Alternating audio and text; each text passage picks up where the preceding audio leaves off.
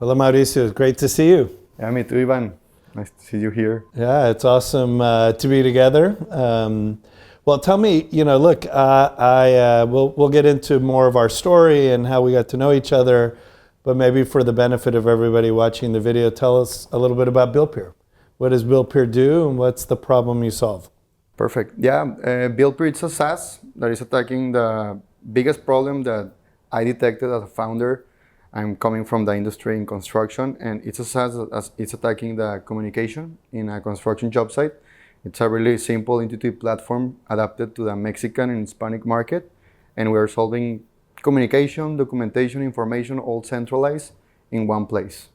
Got it. So collaboration on construction projects is removing the friction, making that easier. And what types of customers do you serve? What are examples of the types of companies that work with Buildpeer?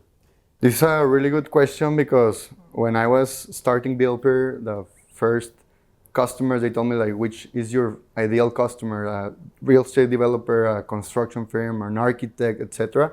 And I was telling my customers and my team, like, I think everyone that wants to organize in the construction industry can be a customer of Buildpeer, because Buildpeer is not a platform that will help you build a building or a house or etc. Mm-hmm. It's a platform that will help you organize the construction of any type of building, right? So anyone that wants to organize in the industry can use Buildpeer. And so today, I don't know, just for the sake again, for folks who are just watching this for the first time, what's an example of a type of customer, and what do they appreciate the most about Buildpeer? They appreciate a lot the organization of all the process that we have. Like right now, we have 13 features available in our SaaS, and it's for us, when we came to our customers, the majority of our customers is something new. Like technology, it's new. It's starting to get on the industry in Mexico. That is where we are based. And when they saw all this process centralized in one platform, they always tell like, this is my answer to all my problems. And they can solve things like having all their drawings in one place, the latest revision of the drawing, that it's a problem right now in the industry that, hey, can you send me the last revision of this drawing? And it's a waste of time. Like people are waiting for the latest revision, or mostly in a lot of problems that happen today in the industry, they build on a past revision and it comes the rework and the cost. Yeah. So that's why we're having to solve this kind of communication problem. Also, we have some features like the task feature where you can have all the process, all the traceability of any task, the document section, the chat version, RFIs, submittals, daily reports. We have 5 types of different reports. The a really basic report like photos, visual report, project advance, delays, problems, and labor force. That it's really important right now in Mexico to have like all the coordination of your labor force inside the platform. Got it. And so what were they doing before? What was the way, like, when a typical group of people were building a house or a store, what tools would they use, kind of pre-Buildpeer? Well, like, we know that 98% of the industry in Mexico, and not only in Mexico, also in LATAM, uses WhatsApp for communication in any construction job site. And for us, we always try to help our customers like, okay, WhatsApp, it's an amazing platform for communication, really direct, really simple to use. The interface is amazing, but that's not the process to make an organized construction project, right? Because on WhatsApp, you have a lot of groups by team, by contractor, and everything is disorganized. There's no traceability. So we detected that people were using communication platforms such as WhatsApp, or maybe some construction companies, they were starting to use Slack, or the Microsoft Teams, or the Google Chat. And then other kind of companies, to send documents, they were using Dropbox, Google Drive, any type of these documentation platforms. And then we start to detect, when we were building Buildpeer, our first prototype, that the industry was starting to use some project management tools, but more generic, like Monday, Basecamp, Asana, Notion, ClickUp. But any of these softwares were specialized for construction. And that's where Buildpeer was born, to make people's lives simple and easy by combining all these type of software, WhatsApp, Slack, Dropbox, Monday, everything into one place, but really adapted to our industry, to our market, making something really simple for them. Got it. Got it. Okay, well, let's go with where Buildpeer was born. So tell me a little bit about why did you start Buildpeer? What was the inspiration? Starting a company is very, very difficult. So why did you decide to start a company? Well, my background is in construction. I'm a civil engineer. I study at Tech of Monterrey in Mexico. And when I was a student, I was always working, like every semester I work on my uncle construction firm or my father of my friend, etc. I was always working in all my schedules, making it for work because I was more like this kind of, at that moment I was not a founder, but I was this person that I was telling myself, like, if I want to learn how to build some things and know processes in construction, I need to be on the field. Yeah. In the classes, I'm not going to learn how to build a construction or coordinate contractors, etc. So I was always working and working in the field, and then at one moment I say, like, I want to learn more about the industry. So I decided to apply for an internship in the US, in the Bay Area. I searched like best places to work in California. And the top 10 companies, I applied my CV and I was interviewed with some of them. And the best one, I went there and I was accepted as an intern back in 2017. And at that moment, I arrived to my first day in the job site, and the project manager of the job site told me, "Hey, Mauricio, what do you know about construction here in the US? Like, you know, to use these softwares?" And I was like, "Whoa, like, I don't know any of these platforms. Like, me in Mexico, no one has taught me any of these softwares. I know about being in the field, but I don't know anything about all these kind of softwares for productivity, etc." Like, oh wow, like, well, you will be in charge of putting the latest information for the customer, for the contractors in these platforms. And I was part of a construction management team of two important projects in the Bay Area, one hotel boutique really close to Stanford, in El Camino Real, called Park James Hotel. And then after this good project, it was a 61-unit hotel, I was invited to another, a larger scalable building in Market Street in San Francisco. And it was like 200 apartments.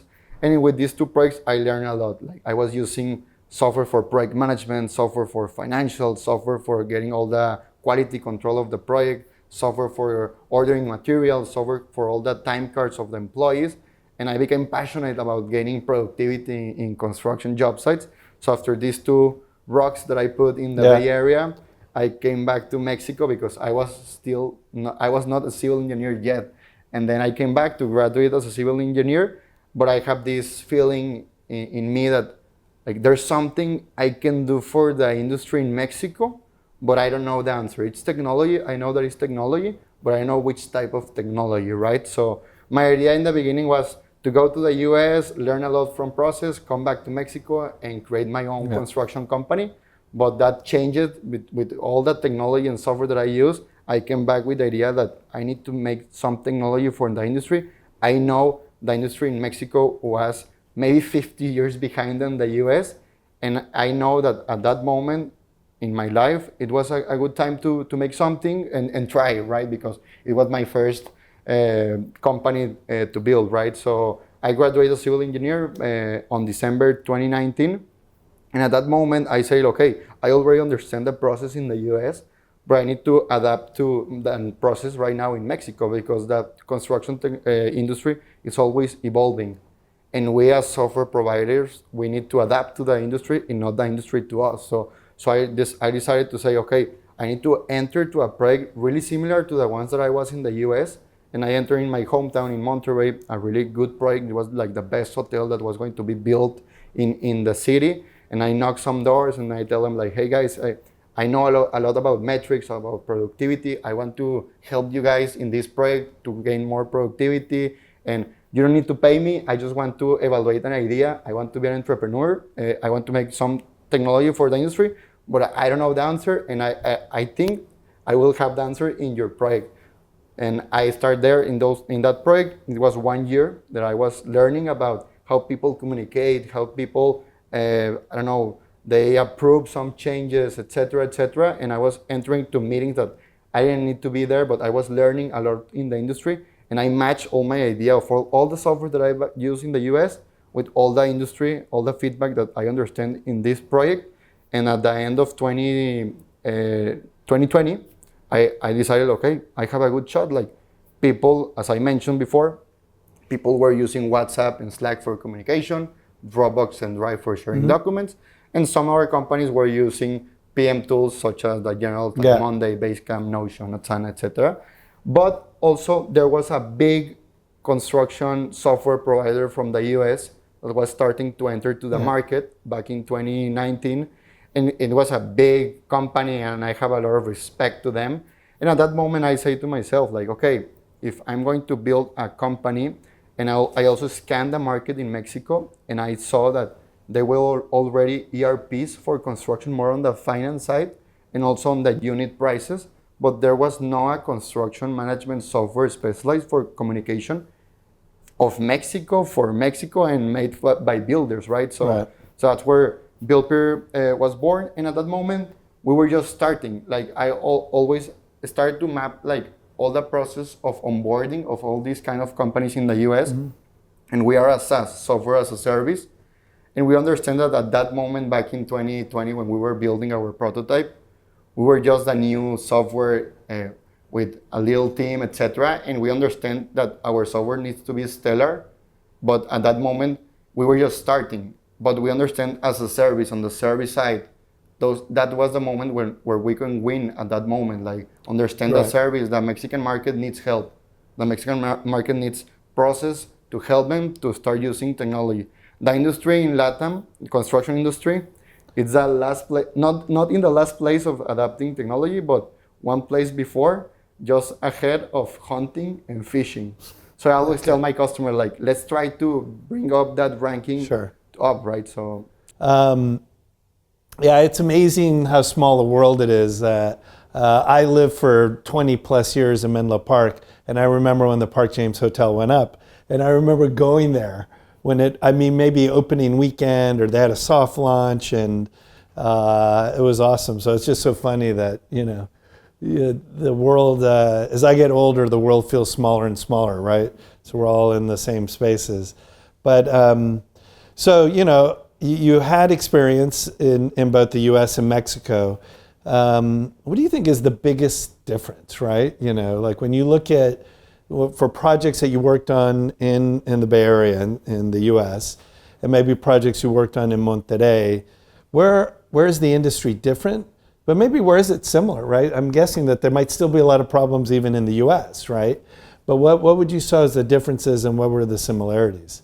Yeah, the difference that I can see between the US and Mexico, more on the technology side, it's that in Mexico there's more resistance to change than in the US. And also in Mexico, at that moment when we were starting Buildpeer, when I was 26 years old, why me will arrive to a big construction firm that they have been successful for over 40 years, and I will tell them, like, you need to change your processes. Yeah. So right now the industry is changing. The new generation is arriving. They want to start using technology. A big competitor that was in the US arrived to the market and create brand awareness all over the country. And they say, like, you need to start using technology. If not, you're not going to be competitive, because the industry is starting to be a lot of construction firms all over Mexico. And if you are not competitive, you're going to go behind, right? So I can see that on the different side. On the similar side, well, I was working in California, and the 60% of the workers in that project were Mexicans.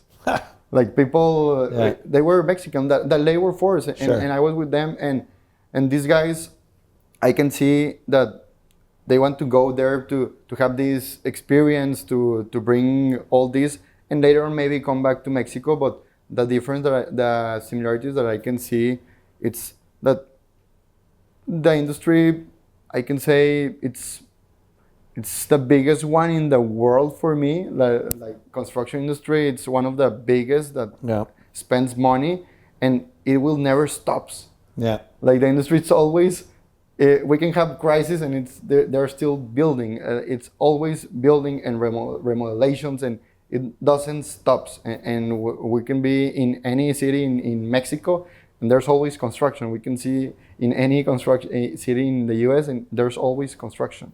Yeah, no, it's for sure one of the most important industries in the world, and whether it's in California or in Mexico, there's huge housing shortages, right? There's all these things that need to be done to the infrastructure. So for sure, very exciting. So you've had these experiences both in the US and Mexico. You come back to Mexico, right? You graduate from university. And what was the thing that led you to say, you know what, instead of working at these construction firms, it's time to start something new, right? And talk to me a little bit about kind of that founding moment and what it was like to start, right? Because starting can be very difficult, right? I'm curious, whether your friends and family were like, Mauricio's gone crazy, or, oh, Mauricio, that's awesome, let's go, right? So talk to me about the decision to start a new company. Yeah, well, the decision, it was that I always believe in me that if I want to make something, I need to do it right. So that's why when I came back from the US, I have this experience of gaining productivity, and I decided to enter to a project in Mexico to adapt and get the answer of what software I need to build for the industry, right? So also my idea was to come back to the US and gain more experience, etc. But at that moment, I had this feeling like, right now, Mauricio, it's the moment to build something, because if not, timing will go by, and maybe in 5 years, if I start Buildpeer in 5 years, it will not be the same as if I started at that moment, right? So, and was this right before the pandemic, after the pandemic started? Before. Okay. Like we were building our MVP on the pandemic, and that also helped us. Like we were really focused, like me and Juancho, my CTO, and my co-founder Ernesto, like we were really focused on building the product. Like at that moment, you cannot see your family and friends, everyone was, but we always see each other. We always having these meetings in the night and building the prototype. But yeah. Got it. And then, and so how, you've had a lot of experiences with co-founders and so on, and maybe just to keep it short, how did you meet Ernesto, right? Or some of the early employees, and how did you convince them to start? Because still, entrepreneurship, relatively speaking, it's one thing to grow up in Silicon Valley and you hear all these stories and, hey, let's go do a startup. Okay. But in Monterrey, I imagine it's still new, right? So it's a risk for everybody. Like, oh yeah, let's do a startup. What? Well, I met Ernesto on my civil engineer. We were classmates, and we were always team in any project that we had, and we were like a perfect balance. He always helped me, and I always help him in anything in classes. So when did I jump Ernesto to Buildpeer? It's when we had a product, when we built the final MVP, I was starting to knock some doors on the first early customers. I wanted, and part of the story, like which one was your ideal customer, a developer, an architect, a GC, etc. So I started to look for one of each. And Ernesto, his family had a big development company in Monterrey. And on the pandemic, I went with him and I told him, like, hey, Ernesto, like, I have this idea. I think it's the answer to all your problems of communication. This, and this process. He told me, like, hey, Mauricio, I want to be your first customer in my family's business. And then in the night, he called me and he told me, like, hey, Mauricio, I think I want to resign my company business, my family business, and I want to jump with you on this journey. If you accept me, I can help you on the finance side and on the legal side. And if you want to have me on board, I will be happy to jump with you. And I tell always Ernesto, like, hey, Ernesto, I'm not a founder greedy. If we can assume more brilliant minds to the company, for me it's better. And that's where Ernesto entered to the company. Okay, so we're going to fast forward a little bit. So you build this MVP, right? And it's in market. One of the things that is very distinctive in my mind about Buildpeer was at some point you made a decision, you know what, we learned some stuff from the first version of the product, but we need to pause that product and essentially rebuild the product, right? For a lot of startups, that might be the end of the startup, right? And so I'm curious, what led you to a point where you decided to stop building on top of the original MVP and kind of I don't know if I'm framing it correctly, but relaunch the company almost, right? And what was the thought process on that? What did you learn from the MVP, but what did you feel needed to be different? Yeah, actually, when we had the MVP ready and we were ready for the market, I was scared to enter the market because you only have one shot. If a construction company opens the door and you have a lot of issues and bugs in your platform, they will not use it anymore. And the industry is so informal that Sure. if they don't use technology and you give them a bad technology, that's bad, right? So at that moment, we create the MVP, and suddenly we connect with Brendan Iribe, the co-founder of Oculus, and he entered with us as our first investor and advisor at the company. And on the first meeting, he told me like, "Hey, Mauricio, I need to revise your MVP, etc." And I thought, okay, we need to change this, and a lot of things we needed to change. So we together as a team, we say, okay, maybe we need to create a new version of Buildpeer, but we already had the prototype ready for the industry. So at that moment, that's where my advisor told me like, "Hey, Mauricio, it's perfect. We can use this year, 2021, to learn from the market. Like, let's see how, sorry, 2022, to learn from the market. Let's launch Buildpeer 1.0 to the industry. And on that year, we will start building Buildpeer 2.0 with all the customer feedback. You as a company, you need to learn how to sell the product. Yeah. You need to know how to create brand awareness all over Mexico because it was your initial target. Sure. You need to create processes in the customer onboarding journey." So that year for us, 2022, was a year of learning, and we had a prototype good for the industry at that point for Sure. the SMBs, and then we were building the Buildpeer 2.0 for the industry. Was that a hard decision, or was that kind of like, because you got, I don't know how much capital you had raised, right? But there's always it's almost like there's an alarm clock ticking at a startup, right? Which is until you get to cash flow positive, you've got a certain amount of time. So that can feel like a very risky decision, right? So I'm curious how, it's one thing to say it now, Yeah. but at the time, when did you say like, no, this is the right thing to do, even though, Well, it was a hard decision because all my money that I had in my experience in San Francisco that I had in my bank account, I put everything on the MVP, and it was bootstrapped by me, and then with a little help of my Sure. family. But suddenly we need to create a new version, and that version, it was like, let's see what happens with the industry, right? So for me, it was a hard decision because like I saw the money invested in that first version and all the hard work. Maybe it's like, no, if you want to create a really scalable solution for the industry, you need to follow these steps. So that moment, I always told Ernesto, my co-founder, like, let guide us by our advisors. They have done great things.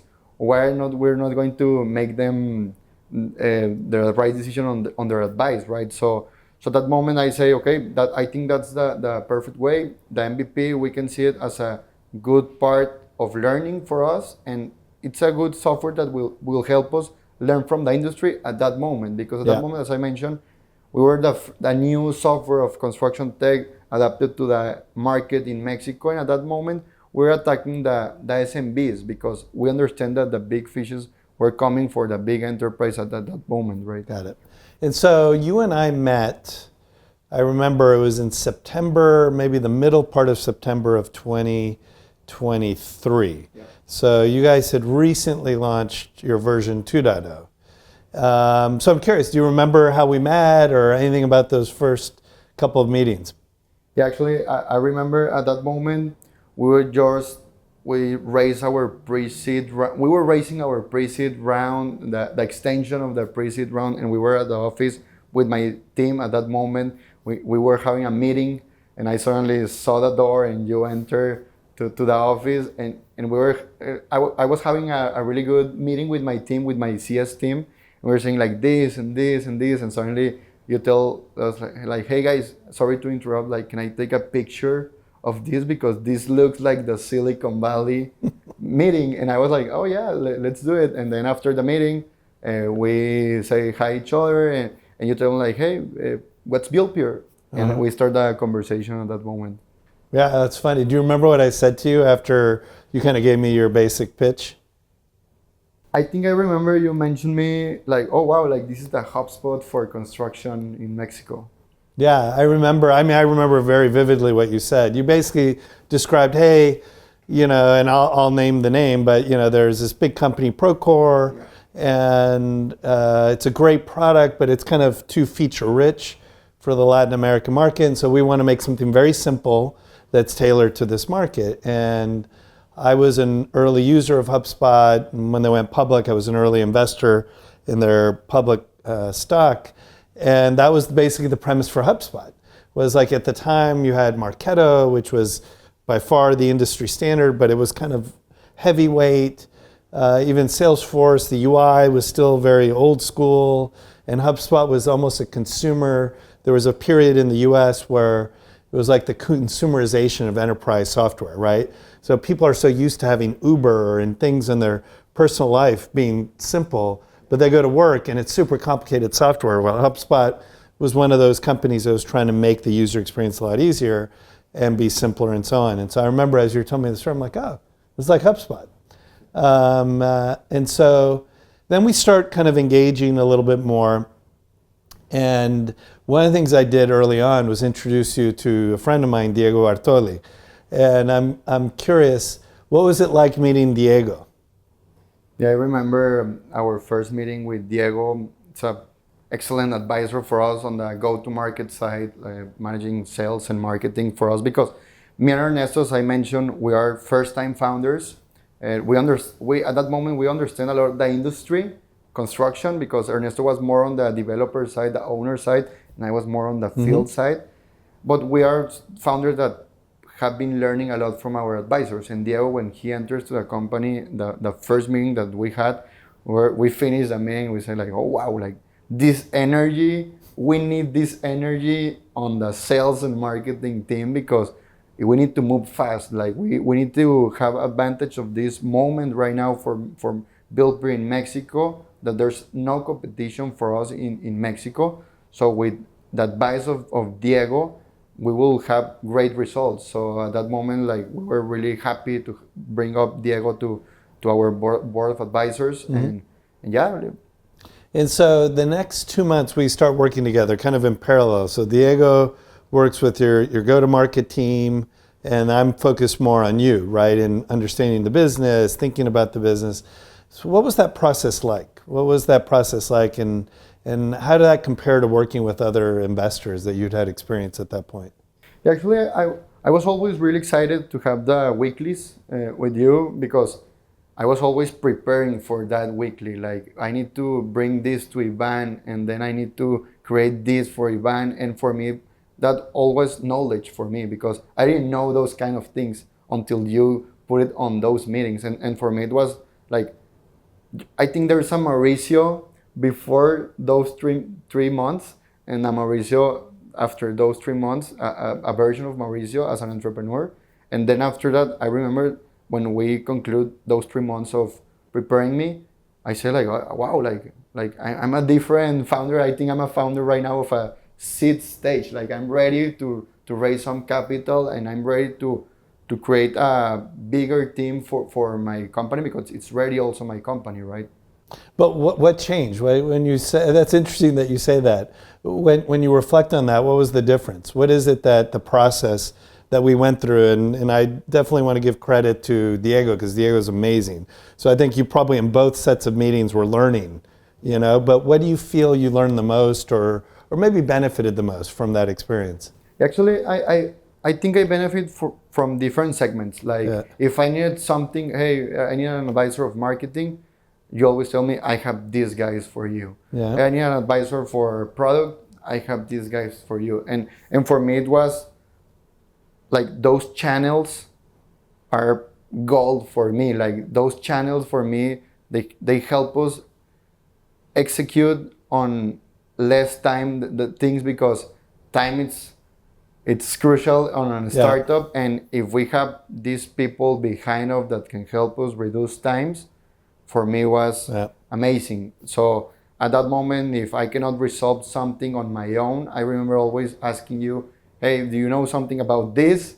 And if you knew, you tell me the answer, and for me was amazing. And if you don't know, you connect me with all your network, that for me was amazing, like all the people that Iván knows in this ecosystem of startups. Like for me it was, and you always tell me, yeah, let me make you the intro with this guy, and suddenly next day I was connecting with this guy, right? So for me it was amazing. Yeah. Well, it was awesome to be a part of that process. So then I tell you behind the scenes, I remember I talking to Diego, I was like, so Diego, what do you think? This was like December. Because you're like, Iván, okay, are you going to invest or what?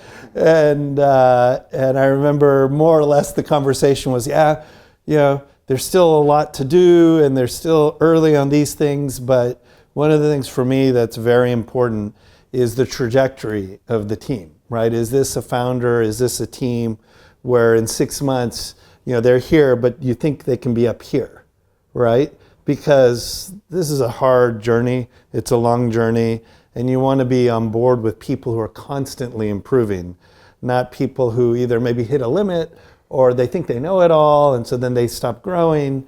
And so both Diego and I are like, yeah, you know, it's still a long way to go, but I think this one could be interesting. So I was like, yeah, let's do it, right?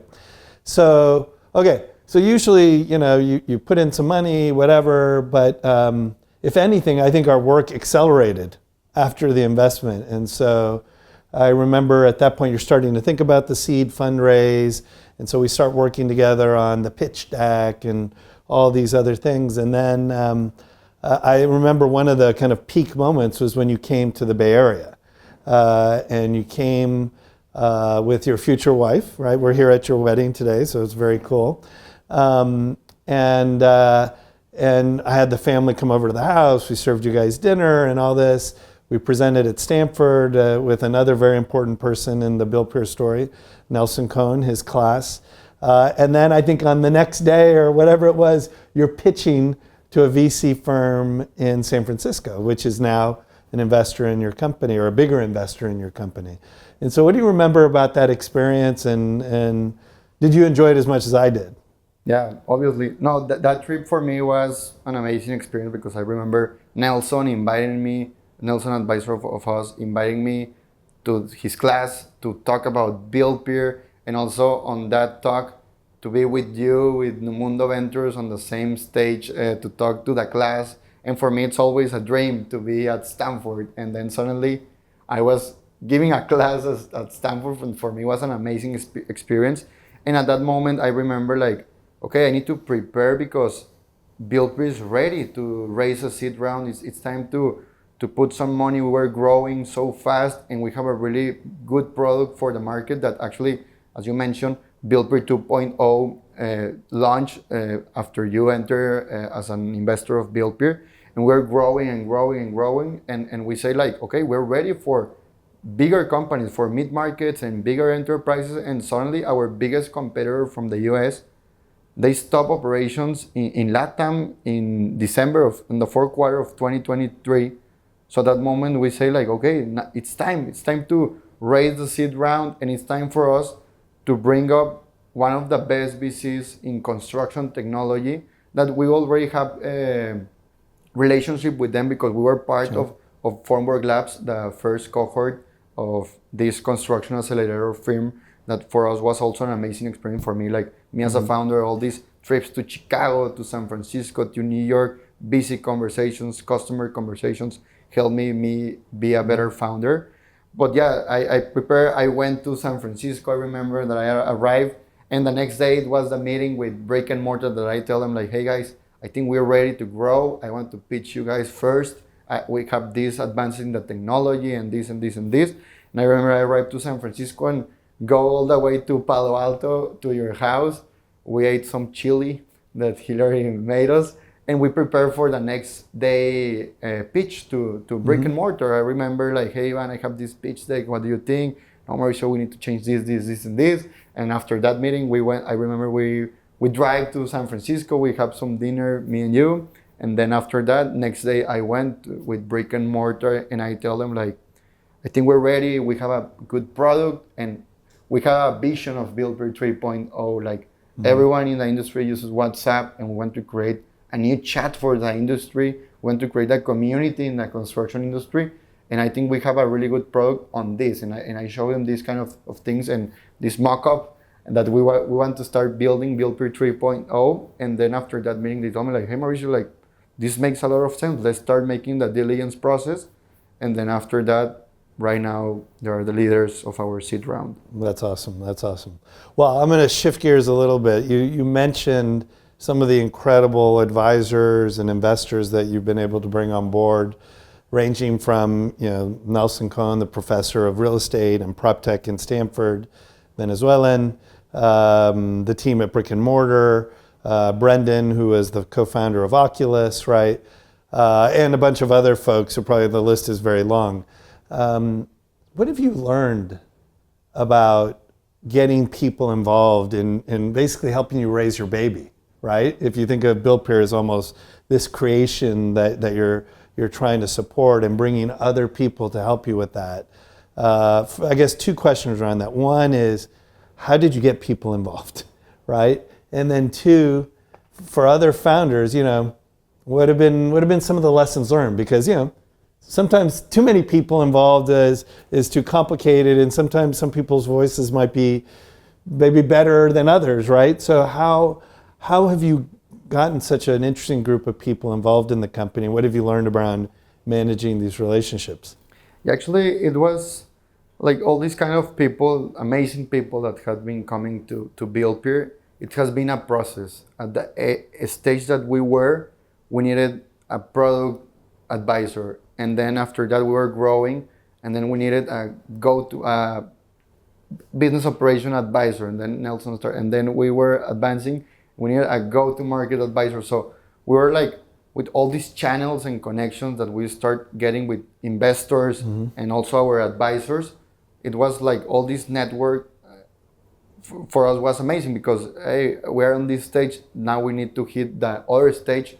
Who do you have on your network? No, we have this guy. Oh, and then we talk to them, and if we make fit, like I want to work with you and you want to work with me, like I always tell, we're not founders greedy. Like I always tell myself, like this is my first company, and I want to make success of it. Like I want to be successful, and I think this is my only shot on Buildpeer. Like so far, Buildpeer has been growing and growing, and I always make everything for Buildpeer. So if we add more people, brilliant minds to the company, and that will help me, Mauricio, as a founder, and my co-founder Ernesto, and my CTO Juancho, and my head of sales, and my head of growth, and all these guys, if they can bring up some experience to the company, for us is a really good idea. So yeah. Well, but how do you? So it all sounds good, So I'll play a little devil's advocate, but if you have 10 different people telling you 10 different things that sometimes in conflict,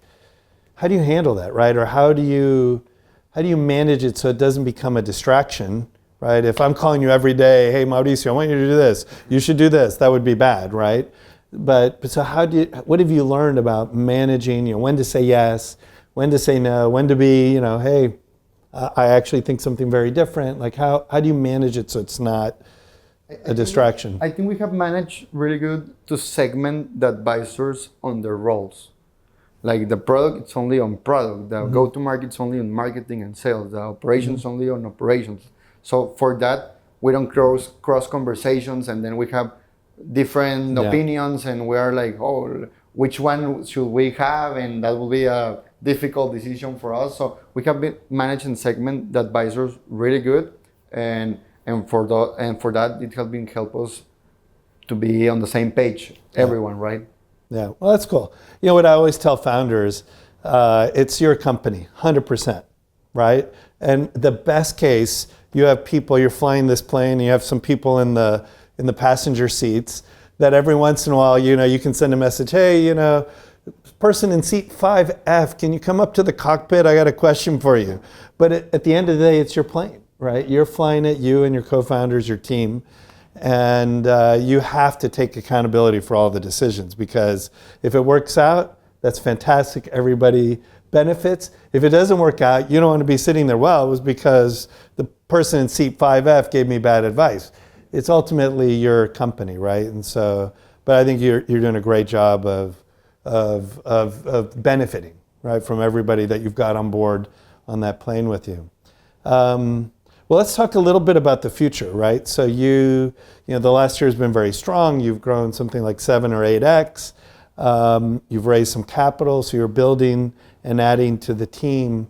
So what have you learned? You know, startups are super hard, right? There's no doubt it's among the hardest things you can do. And managing the team is among the hardest things of a startup. So what have you learned about building a team? And what's the type of culture you're trying to create at Buildpeer?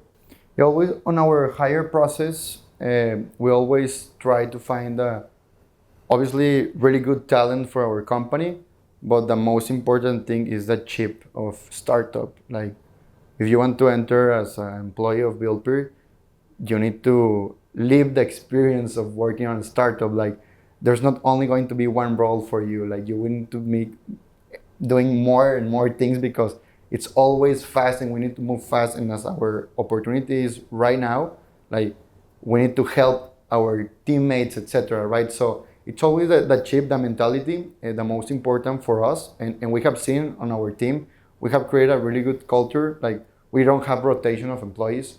Like, I think we just have one person left the company in the 3 years, and the rest of them, they have been growing with us and growing and growing. And that for us, it's really good. Like, the culture, the Friday of tacos in the office, the events that we have, the trips to conference, and all these kind of things, it's creating a really good culture inside the company, the office, and also our all hands every month with all the company connected in these big Zooms of all the employees and every department talking about what their role, new hires in the company, and they present themselves and what they're doing right now and what their biggest problems, and all this kind of discussion that we're having inside these all hands. That for us it's really good because all the company knows what is happening in all the departments. So yeah, it's creating a really good environment working right now in Buildpeer.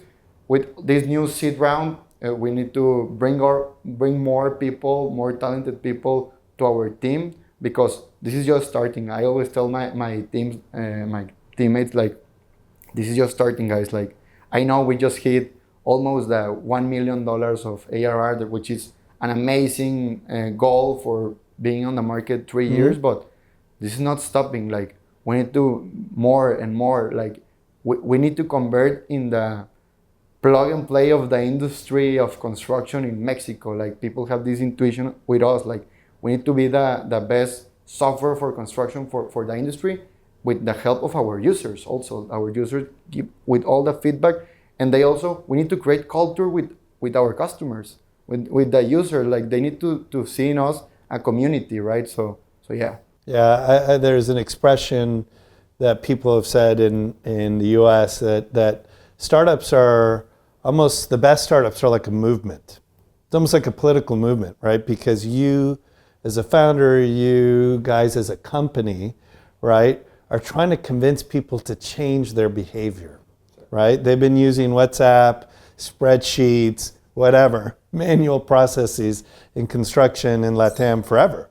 And many companies are very successful. So how do you tell somebody who's built this big business, they're happy with what they're doing, that they can be better or they can change? And so it's almost like a political movement. You got to get them to believe maybe what they don't believe, right? Or make them comfortable with change, right? And so building community, building trust, building the brand, you know, in my opinion, whether it's a VC firm or whether it's a software company, it's important. You know, at the end, it's trust, especially in B2B, and that's not easy to get. Yeah, well, we're making a movement, as you mentioned, and we're creating culture and a community with our customers because we're here for them. Like, we're here to help them. And I think right now we're on the moment, like, maybe 2 years ago or 3 years ago, it was that moment when we arrived with them, and maybe why are you going to tell me to change my process in WhatsApp if I have been successful? But right now the coin flip. They're starting to look at us like, hey guys, I need help on this process. Can you help me? Yeah, like we're always in. Like we want to help you, and that for us it has been creating a really good brand awareness all over the country. And we right now we're at that stage of the word of mouth spreading and customers arriving to us, and not us like knocking doors like, hey, please use my platform. Like right now, our software it's a platform built from the same industry with all the feedback. Buildpeer 2.0 is not the idea that I have in my mind in the first in the MVP. Right now, it's the industry made this platform together with us. Yeah. It reminds me, I know we talked about HubSpot earlier, but in the early days of HubSpot, it was all about inbound marketing, right? And there were already marketing automation platforms. I forget what the category was, but they never wanted to use, hey, we're marketing automation. No, we help inbound marketing. They could have said, hey, we help you with SEO. They didn't. They said inbound marketing. I think one of the founders wrote a book called Inbound Marketing. Everything was inbound marketing. It was a movement. They did training and academies and certification, all that. And I admire that company greatly, and they're a super cool model. All right, let's talk about the product and the future of construction. So what are you most excited about what Buildpeer can do in the next year from a product perspective of what, you talked about Buildpeer 3.0, but let's just call it the next gen of Buildpeer now that, you guys have been working on this for a while. You're bringing on new folks. What are you most excited about, let's say, the next 1 to 2 years on how you can help the construction industry?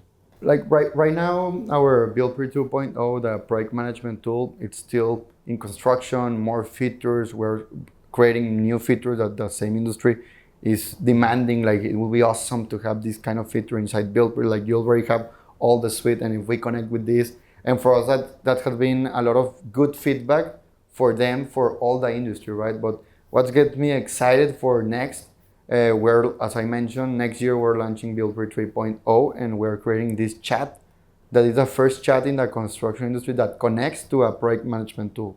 So on this chat, we're also creating AI in the chat that the AI will help you like to understand all your data inside your projects and create any kind of report, any kind of thing that you need from your data that you create inside the platform.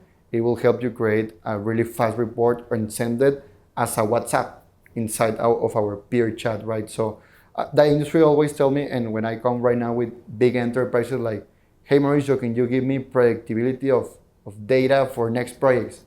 And I always tell them like, okay, I can give you that, but let's move 3 steps forward. Like, and this is where the industry it's impressed with us. Like, first we need to start putting data in technology. Like we need to start putting data on this kind of technology. And second step, that data needs to be correct. And my CS team is going to help you with processes.